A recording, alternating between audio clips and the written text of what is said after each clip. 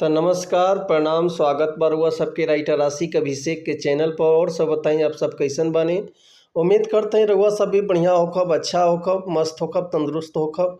तो रउआ समन खातिर लेके आ गेल बनी बिल्कुल ज़बरदस्त, बिल्कुल ब्लास्ट, बिल्कुल खतरनाक, बिल्कुल नया कंपोजिशन जीजा साली के स्पेशल भोजपुरी सॉन्ग, फुल रोमांटिक संग लेके आ गेल में रउआ समन खातिर। उम्मीद करते रउआ सबके बेहद पसंद आई।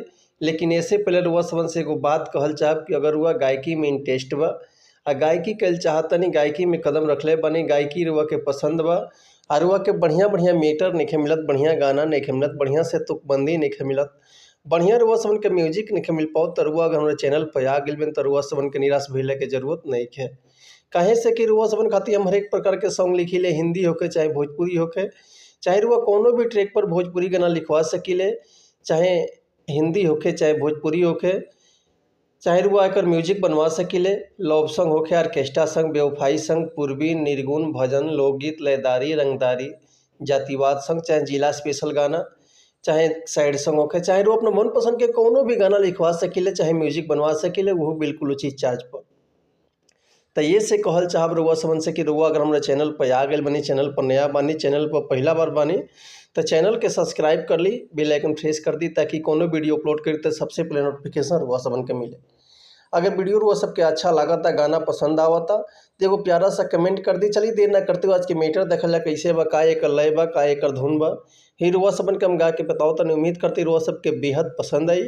एगो साली अपना जीजा से परेशान होके एक दिन देखी का धमकी देती है, कैसे कहती अपना जीजा से, जीजा कह दी हब दीदी से जाके, चुमा मांगो तानी रउआ पोल्हा के। ये जीजा सुनी ना कि जीजा कह दी हब दीदी से जाके, चुमा मांगो तानी रउआ पोल्हा के। बोरे खिस हमारा रोहन सुधारी सुधारी सुधारी, हे जीजा रही देहिया से दूर तनिका धरी नया कवारी। हे जीजा रही देहिया से दूर तनिका धरी नया कवारी। हे जीजा रही देहिया से दूर तनिका धरी नया कवारी। जीजा को हदी हम दीदिया से जाके, चुमा मांगो तनी रउआ पोल्हा के।